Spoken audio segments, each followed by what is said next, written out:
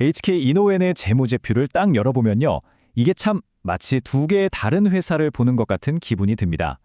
한쪽에서는 매출 1조 원을 돌파하면서 거침없이 질주하는 정말 멋진 성장주의 모습을 보여주거든요.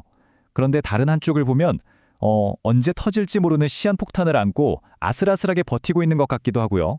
오늘 이 회사의 두 얼굴을 속속들이 한번 파헤쳐 보겠습니다. 자, 그래서 이 회사의 두 얼굴을 제대로 이해하기 위해서요. 오늘 이런 순서로 한번 살펴볼 겁니다. 먼저 그 엄청난 성장 스토리를 보고 그 성장을 가능하게 한 현금 엔진은 뭔지, 하지만 그 뒤에 숨어있는 부채의 벽은 얼마나 높은지, 그리고 앞으로의 기회와 위협까지 차근차근 짚어보겠습니다. 마지막엔 투자자로서 뭘 체크해야 하는지도 알려드릴게요.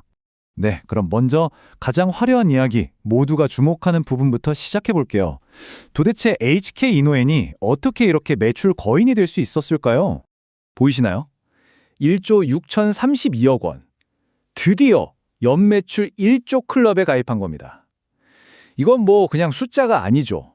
제약 바이오 시장에서 나 이 정도야 하고 딱 보여주는 아주 강력한 존재감의 증표라고 할 수 있습니다.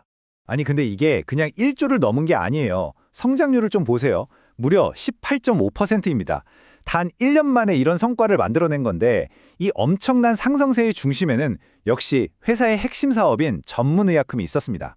자, 이렇게 매출이 엄청나게 늘었는데 그럼 그 힘은 도대체 어디서 나오는 걸까요? 그 비밀을 파헤치기 위해서 이제 이 회사의 심장, 바로 현금 엔진을 한번 들여다보겠습니다. 이게 그냥 장부상으로만 돈을 번 게 아니라는 증거가 바로 이겁니다. 실제로 사업을 통해 회사 금고에 들어온 현금, 그러니까 영업 현금 흐름이 53%나 늘었어요. 이건 정말 폭발적인 증가죠. 진짜 성장의 힘은 바로 이런 데서 나오는 겁니다. 그럼 어떻게 이렇게 현금을 잘 벌었을까요? 몇 가지 이유가 있습니다. 우선 영업이익률 자체가 좋아졌고요. 또 허리띠를 졸라매서 비용 통제도 아주 효과적으로 해냈습니다. 그 결과 회사 금고에 쌓인 현금이 2배 이상 늘어서 914억 원이 된 거예요. 이런 현금이야말로 위기 상황에서 회사를 지켜주는 든든한 방패가 되겠죠. 자, 여기까지 들으면 와, 이 회사 정말 대단한데? 돈도 잘 벌고 성장도 잘하고 싶으시죠? 그런데 말입니다. 이 화려한 성장 스토리의 이면에는요. 아주 높고 위험한 부채의 벽이 숨어 있습니다. 이제 동전의 뒷면을 볼 시간입니다. 이 리스크를 제대로 보려면 유동비율이라는 걸 꼭 알아야 하는데요. 어려운 거 아니고요. 그냥 회사의 단기적인 건강 상태를 보는 재무 건강검진 같은 거라고 생각하시면 쉬워요. 보통 100%는 넘어야 건강하구나 하고 안심할 수 있습니다. 그런데 바로 여기서 문제가 드러납니다. HK 이노엔의 유동비율 81.1%입니다. 아까 제가 안전선이 100%라고 말씀드렸죠? 그걸 한참 밑돌고 있는 거예요. 이건 지금 당장 쓸 수 있는 돈보다 1년 안에 갚아야 할 빚이 더 많다는 아주 명백한 경고 신호입니다. 이게 구체적으로 어떤 상황이냐면요. 바로 이겁니다. 재무의 저울이 완전히 한쪽으로 기울어져 있죠. 1년 안에 빨리 현금으로 바꿀 수 있는 자산보다 1년 안에 당장 갚아야 할 빚이 무려 1,663억 원이나 더 많은 겁니다. 한마디로 현금이 부족한 상황에 처할 수 있다는 거죠. 아니, 그럼 왜 이렇게 빚이 많은 걸까요? 주범은 바로 이겁니다. 3,100억 원에 달하는 단기 차입금. 이게 바로 시한폭탄의 정체예요. 1년 안에 갚거나 아니면 대출을 연장해야 하는 아주 발등에 떨어진 불인 셈이죠. 네, 그래서 지금 회사가 딱 기로에 서 있습니다. 앞으로 더 높이 날아오를 수도 있지만 자칫 잘못하면 큰 위기에 빠질 수도 있는 상황인 거죠. 이 기회와 위협 요인들을 한번 살펴보겠습니다. 자, 왼쪽을 보시면 희망이 보입니다.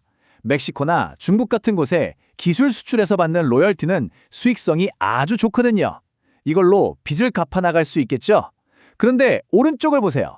외부 환경이 문제입니다. 지금처럼 금리가 오르면 이자 부담이 눈덩이처럼 불어나고요. 환율도 계속 출렁이면 가만히 앉아서 손해를 보게 되는 거죠. 정말 아슬아슬한 외줄타기 형국입니다. 자, 그럼 이제 마지막으로 정리해 볼 시간입니다. 이 복잡한 상황, 투자자 입장에서 우린 이걸 어떻게 해석해야 할까요? 결국 모든 이야기는 이 하나의 질문으로 귀결됩니다. 여러분, 우리가 지금 보고 있는 이 모습이 정말 엄청난 성장 스토리의 시작일까요? 아니면 그냥 언제 무너질지 모르는 위태로운 모래성일까요? 앞으로 이 회사가 갈 수 있는 길은 딱 두 가지입니다. 가장 좋은 시나리오는 이거죠. 지금처럼 현금을 잘 벌어서 그 돈으로 급한 빚부터 갚아 나가는 겁니다. 그러면 유동 비율도 100% 위로 올라가고 아주 튼튼한 회사가 되는 거죠. 반대로 최악의 시나리오는 갑자기 성장이 멈추고 현금 흐름이 약해지는 거예요.